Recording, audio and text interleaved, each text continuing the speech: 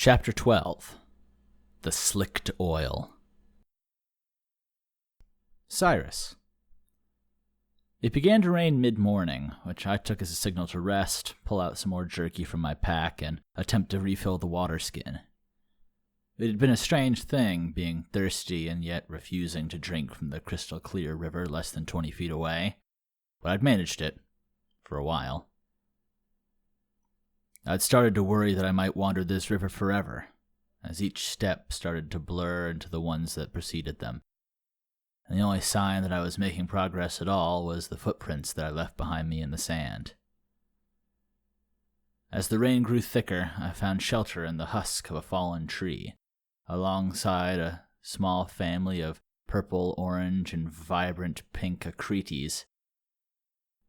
They hissed and flared their poison coats at me, but eventually they allowed the space between us to exist and went back to sheltering from the rain just like I was. The air and gas coming off of them stung my eyes, and I worried that if I leaned back at the wrong time I might find myself dangerously sick or even dead, but somehow that was better than the downpour. The rain came in sheets, cutting the visibility to the other side of the river and creating the illusion that the water went on forever. The rippling of the rain brought with it a greater activity all across the surface, with bugs buzzing in and out, hunted in turn by zigzagging blue strided lizards that were they themselves captured by striking bronze six-finned carps, and then devoured in turn by massive shapes moving underneath the water, coursing through the current. Eventually, the rain stopped and I continued onward, out into the twice-chilled air and along the shores of the river again. But something was different. At first, I wasn't sure if it was the change in atmosphere as I left my hidey hole that left me so unsettled, or if I was just being paranoid with the shifting conditions, but I could tell that something was wrong in the air as I continued to walk. Another half hour passed, and I noticed something ahead of me, an intensifying of sorts of a strange mist in the air. The scents that I caught on the breeze grew denser and more foul, though not by much, and at times I could just notice the trees at the edge of the river almost shimmering, waving back and forth like a mirage. "That's not normal, right, C?" I asked. "No, definitely not." I stopped walking and reached towards my pack, pulling out the sword. It was heavy, much heavier than I'd expected, just a little too much to even hold in one hand comfortably. I gave it a few test swings, nearly knocking myself off balance each time. "Are you sure that's even gonna help?" "Not at all," I said, "but it's better than nothing, right?" I continued to practice as I walked, swinging back and forth, imagining dancing out of the way of a muckmaw, pulling back the blade, and, well, doing very little. I let the sword fall to my side as I walked, arms already starting to get tired of the new movements and unfamiliar methods. Anything the size of a muckmaw, I would just need to run away, maybe using the sword as a momentary distraction. Creatures smaller than me, I might have a chance of sort of batting away, although anything my size or larger, I'd probably just get one good swing in and then run. "Well, at least you're being honest with yourself." The weapon just didn't feel natural. It felt bizarre, foreign, gross. I could smell blood on it, even though the blade was clean, and if I hadn't been sure that it wasn't the one that killed Bram, I would have thrown it into the river for a muckmaw to choke on. But still, as the air grew even hazier, I kept a hand on it. And when my arms became too tired to keep it next to my side, I left it slung across my back. The trees down the river bend were still in sight, but that mist had thickened, and they shimmered even more now, at times twisting and tweaking before returning back to normal the closer I got. The stench in the air was rising, too, but never enough to pinpoint anything specific. It went on like that. I would gaze back on the shoreline ahead of me, focus on my breath and my footsteps, and I would start to notice that thing, something off. But as soon as I stopped, inhaling, breathing, smelling, searching desperately for whatever it was that was around me, it was gone. Faded. My sense of the world, that sixth one, was firing on full alert, though. I could tell that something wasn't right. After yet another stop, as if I'd catch that scent by surprise, I heard a writhing splash somewhere up ahead of me. I drew my sword, holding it in one hand slightly above my head, ready to toss it and run if anything came at me. So much for trying to take out anything smaller than you. About 15 yards offshore, the water was bubbling, and I could smell blood. I skidded up the shore towards the trees, eyes on the river. Fins flashed and the water churned, turning a violent, steaming red and starting to hiss like it was boiling. I took another step up, further away, up the riverbank. I kept my eyes on the shoreline, expecting those maws to erupt from the water at any second. But then, slowly, the whirlpool settled down into a swirling current. In time, the hissing steam and the blood began to drift away downstream. But something remained. Cyrus? What the hell is that?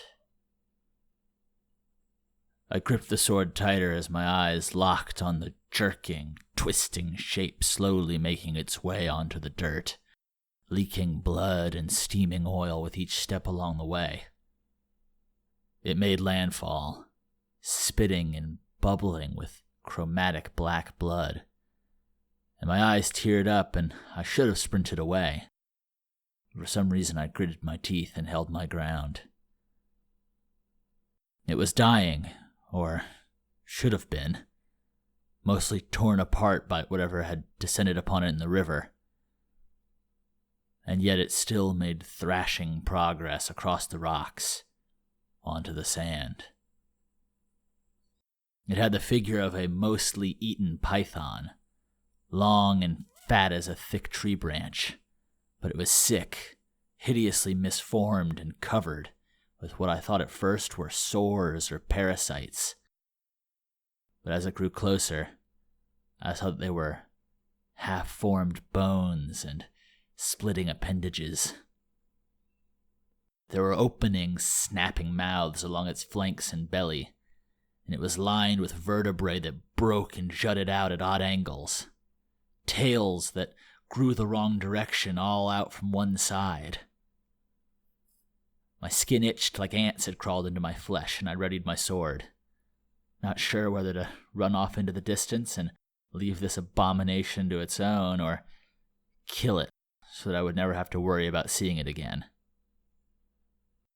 It saw me then, its main head and its many half-formed others opening far too wide, cracking and splitting. It thrashed its misshapen body against the rocks, crushing 3 smaller heads and organs into bloody pulps, but then it began to lurch towards me. Then the water behind it exploded, and a 6-finned carp flopped onto the creature, sucking the abomination half into its mouth. I jumped back as the tangled snake fought all the way to death, little mouths and joints snapping at the carp and drawing blood, battering the creature with its flapping tails. But then with a frustrated grunt, the carp slapped the misshapen creatures across the rocks, splattering chromatic black oil all across the shore.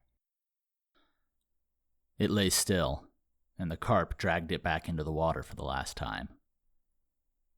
I scratched all over my body like somehow standing close to the creature would give me the same condition, and then I finally made my decision, sprinting away as fast as I could from the plagued creature. The oil that it left behind stank the same as the air now did. It was a poison on this place, and if I stopped...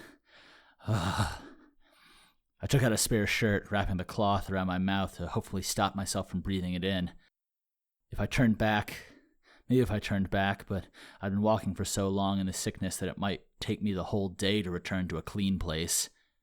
Even then, it might have still been there, just beyond my detection. As I ran, I passed another beast on the shore, already dead and laying on the ground, but with that same oil all around it, and the same types of disfigurations, like it had begun to grow body parts randomly, rapidly, without direction or reason. Jaws opened up along spines and bellies and backs, appendages spouted in twos and threes half-formed like patches of grass. Skin grew inside around exposed organs and flaked bones. I wanted to burn it all away. I wanted to scorch this disease and leave it all to grow anew. I wanted to see it gone from the earth, from my mind, from my memory. And as I ran on into the fading light of the evening, I came upon the fork in the river and I stopped. From one side, from where I'd come, came the clean air, the fresh water, the natural way of life. And then, like the limbs that had grown off to one side, like the poison that filled the air, a dark set of waters from beyond joined them, swirling against the clear blue and gold, but never mixing. I closed my eyes and I saw them at war. Saw the gold turning black and the black turning gold as they fought. There was more of the clear blue and the gold, of the good and the clean, but I didn't see that oil fading away either, and parts of it flowed upstream where I had just come, just as the gold water fought against the coming of the oil. In that fork, in that cauldron, they were held in a balance, one that favored the natural but did not see the end of the corruption. Shining across the other shore, I saw other carcasses, but I didn't look any further beyond their twisted, unnatural, shaped, and broken outlines. I could tell that there were creatures in the whirling water, too, poisoned and sick, hunted by massive and hungry, and creatures somehow held between, too, half infected but still alive. It was a chaotic haze of hunger pure and hunger corrupted. From the dream, from the war. Oh, God. My senses flared again, and a chorus of 6 different tones shrieked out all at once. With no time to think, I dove to one side as a tumbling mass caterwauled through the air towards me, tumbling past into a lurching curve back through the air, screeching for another pass. Whatever it was, it moved and sounded like 6 raptors all smashed together and connected, still in flight but barely, and it was coming right towards me. I ran to the side as it came, hearing broken wings squeal as ligaments tore and parts turned to oil, and it somehow turned far faster than it should have. My nerves flared like hot iron. I stomped into the ground so hard my knee nearly gave out, and I hurled myself to the side onto the ground, rolling away from whirling jaws. If I could only get into the fort... No, it would follow me there. It would follow me until it couldn't follow me anymore. That was how the hunger worked. That was how it... like that snake. This thing needed to die, or else I would. The raptors broke towards me suddenly, flying drunkenly, with random jerks and twitches and screeches, and this time I rushed against its path, forward, not away. I left it screaming at me, lunging as pieces of it cracked and tore apart, spiraling to the floor, still twitching. But it arced up for another pass. This thing had to die. I had to carve it apart, to see it dissolved. That would make me feel clean again. Cyrus? I dove to the side as it rushed past me, swatting down and cleaving a hissing, screaming chunk to the ground. It went crashing into the sand, parts on the ground still shouting up at me, but they had no limbs, no appendages, and I ignored them. I turned to the still flying creature, now half of what it had been, but still leaking the hissing oil as it came. "Come on!" I shouted. It came jerking towards me again, corkscrewing from lost balance, and every mouth screaming with hunger. In the center, where I'd nearly connected the first time, there was a pulsing black mass that replaced what would have been a heart. It shined with a dark power that stood out like a black stain on the world's canvas. It was wrong. The creature was wrong, and I needed to end it. It left such a mark on the world that I could have hit the thing with my eyes closed. As I stepped to the side this time, I cleaved down in an awkward arc, catching the thing right in its black heart, exploding it, and sending it crashing down like a meteor hissing and melting into the ground. That bubbling core began to froth and react, dissolving the creature where it stood, still screaming. Mouths melted back into bony flesh, broken wings unfurled and revealed limbs half made of feathers, half of offal, and then finally all that was left was the hissing steam in the air. I dropped my oil-soaked blade next to where the mutated raptor had fallen. With another look towards that boiling cauldron of black and gold, I very swiftly walked away. Then I began to jog. Then I began to run again. Cyrus, what happened there? Cyrus? Cyrus?